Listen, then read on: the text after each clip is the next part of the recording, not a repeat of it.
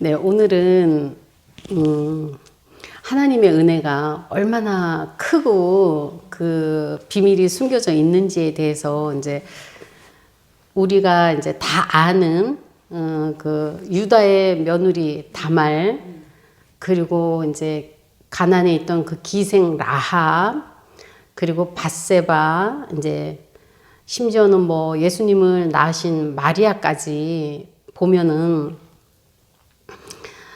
우리가 지금 우리 잣대로 보면은 어떻게 하나님이 저런 사람들을 이렇게 예수님 계보에 올리셨을까, 이제 이렇게 생각을 하는 거예요. 요즘 이제 목사님이 많이 얘기했듯이 어떤 이제 누가 막 간음해갖고 어떤 여자가 잡혀왔으면 우리가 이제 나는 간음 안 했다고 다 돌을 들고 던지려고 한단 말이죠. 근데 이제 정말 쉽게 얘기하자면 그 간임한 여자가 예수님의 족보에 올라가는 거예요. 이런 놀라운 일을 이제 하나님은 하신다는 거죠. 그러니까 우리가 아무나 돌을 들고 던지려고 하면 안 된다는 거예요. 예, 지난번에도 말씀드렸듯이 우리가 뭐 누구의 종이 서 있든 넘어지든 어떤 사람이 뭐 딱딱한 걸 잘 먹든 아니면은 채소만 먹던 우리가 이제 그런 걸 가지고 너는 왜 그러냐 이렇게 논쟁거리로 이제 삼지 말라고 바울이 말했듯이, 예, 그런 것에 이제 우리가 조금 이제 좀 더 또 다른 면으로 이제 볼까 해요. 요즘 뭐 목사님이 그 뭐 어제도 뭐 어제도 그런 말씀하셨잖아요. 다 형편마다 하나님이 주신 형편이 있고 하나님이 쓰시는 그릇이 다 다른데, 뭐 목사님의 말씀을 비유해서 들자면 뭐 이제 베드로가 바울더러 당신은 왜 그렇게 전도를 많이 하는 거야? 그만 좀 해. 이렇게 말하는 거랑 똑같다는 거예요. 예, 하나님이 많이 하게 하신 사람은 많이 하고 적게 하신 사람은 적게 하고, 또 야고보 같은 사람은 또 일찍 죽었잖아요. 네, 예. 일찍 순교하는 사람은 또 일찍 순교하고, 또 사도 요한 같은 사람은 거의 뭐 90세가 지나도록 자기 수명을 다 하고 죽었어요. 예, 그런 사람은 딱 한 사람밖에 없어요. 모두가 뭐 누가나 누구 다 순교해서 죽었는데, 예, 그렇게 안 죽는 사람도 있단 말이에요. 그러니까 그거는 다 하나님이 하시는 일이기 때문에 우리가 왜 저러냐, 왜 이러냐 할 필요가 전혀 없다는 거예요. 그냥 항상 모든 상황에서 있는 그대로를, 아, 그렇구나. 하나님의 어떤 뜻이, 어떤 계획이, 어떤 섭리가 숨어 있겠지. 이렇게 생각해야 된다는 거죠. 우리가 요셉이 그 이제 애굽으로 종으로 팔려갔을 때를 생각하면 저게 뭐 꿈 꿨다고 저게 건들건들 하더니 형들 앞에서 저러더니 꼴 좋다 이렇게 얘기할 게 아니라는 거죠. 그 사람을 통해서 자기 가족뿐이 아니라 얼마나 그 주변에 많은 나라의 사람들을 구했어요. 그렇죠. 그런 걸 우리가 만약에 그때 종으로 팔아먹었을 때 알았으면 그런 말을 안 했는데, 그렇게 알 사람이 하나도 없다는 거죠. 내일 일을 알 수 있는 사람이 아무도 없기 때문에, 예, 우리가 뭐 종으로 팔던 뭐 총리가 되던 저 사람은 왜 저러냐, 이 사람은 이렇구나, 뭐 이렇게 할 게 아니라는 걸 오늘 이제 다말하고 라합하고 밧세바를 통해서 나눌까 해요. 근데 사실은, 예, 유다 며느리 다말 같은 사람도 사실 이 사람은 잘못한 게 아니죠. 예, 유다가 잘못한 거죠. 셋째 아들을 줘야 되는데 이때는 이게 이제 문화였으니까. 형이 죽으면 그 이제 동생이 그 아내를 통해서 형의 자식을 남겨줘야 하는 이게 문화였기 때문에, 예, 이걸 어긴 것은 유다가 어겼단 말이죠.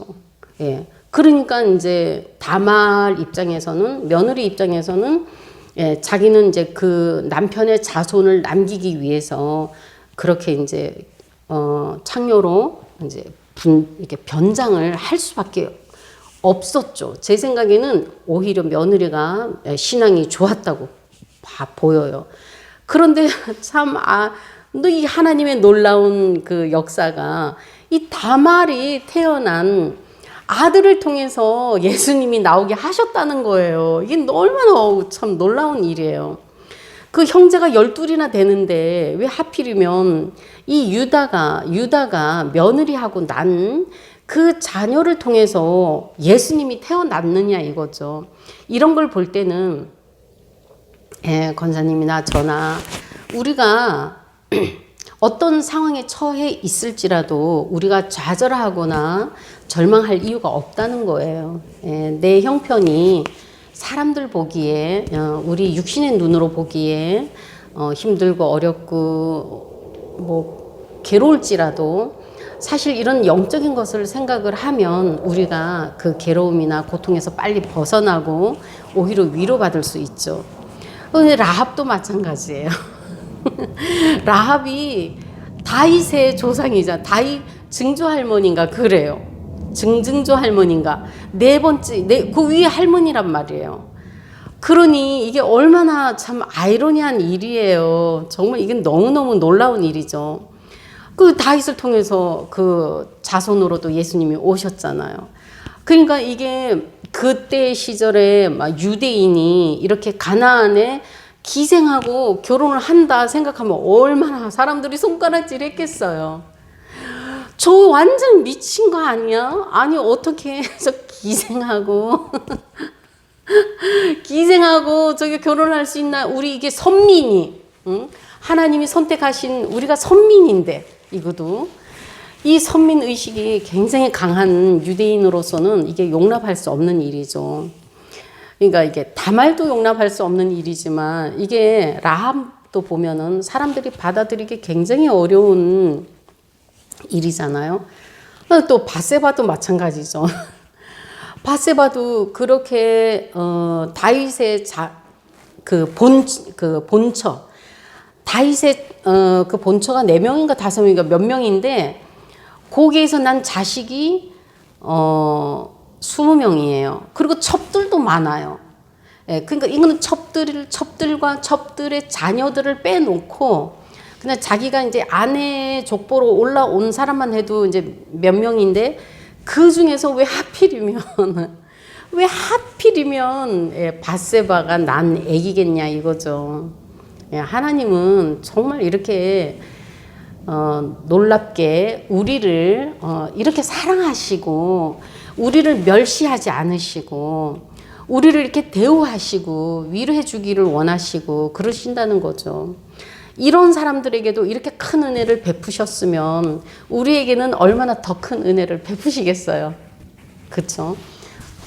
오늘 아침에 남편이랑 그런 얘기 했어요. 참 우리가 믿음이 없거나 또 불신을 해도 하나님은 참 여전히 은혜를 베푸신다 이런 얘기를 했어요. 그 이유가 뭐겠어요? 네, 자녀기 때문에 그런 거죠. 예수님의 피값으로 얻은 자녀니 우리가 얼마나 귀하겠어요. 정말 뭐 이거는 우리가 그 마음을 100분의 1이라도 만약에 그 하나님 마음을 이해를 한다면 우리가 사는 게 진짜 엄청 담대하고 세상을 정말 넉넉히 이기는 자처럼 살아야 되는 거죠. 어떤 상황에 처해 있든 간에. 그런 우리가 믿음이 좀 떨어졌다고 아니면 내가 불신이 좀 생겼다고 해서 하나님이 복을 안 주시냐 그렇지 않다는 거죠. 예. 내가 믿음이 있건 없건 하나님은 이미 예배해 놓으신 거 다 주시지만 우리가 제가 그런 예를 들었어요. 그렇지만 우리가 왜 기도를 하냐? 우리가 가만히 있어도 하나님이 다 복을 주시고 다 이렇게 풍성하게 채우시는데 그럼 우리가 왜 기도를 하냐? 제가 그 예를 이렇게 들었어요.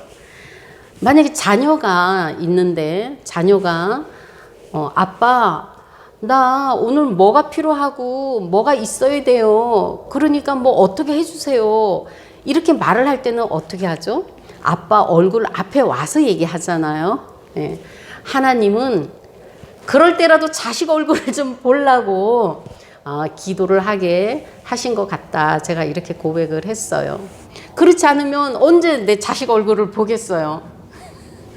그래서 우리가 하나님께 기도도 이제 해야 되고 예, 기도할 때 내가 하나님 얼굴 앞에 있을 수 있으니 그래서 저는 우리가 기도하는 이유가 그런 것이고 그 아버지의 마음을 이해를 한다면 우리가 기도할 때 이렇게 독백처럼 혼자 독백처럼 하지 않고 아버지 얼굴 앞에서 아버지와 대면하고 이야기하는 그런 마음으로 기도를 하면 더 아버지가 기쁘시지 않을까 그렇게 생각을 합니다.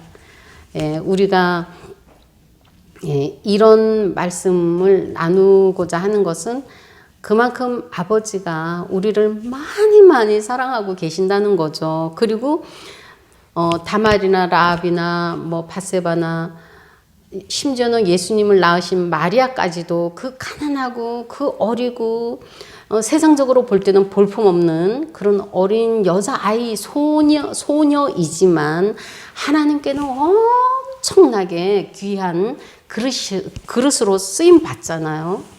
예, 그러듯이 우리가 하나님은 이렇게 자비가 많으시고 인자하시고 은혜와 사랑이 풍성하시다는 것을 우리가 이렇게 매번 말씀을 들을 때마다 배울 때마다 우리가 인식해서 세상에 나가서 가정에 돌아가서 뭐 어디 일하는 곳에서 어디서든지 그런 마음을 우리가 갖고 위로받으면서 용기 내서 살 수 있기를 바라요. 감사합니다.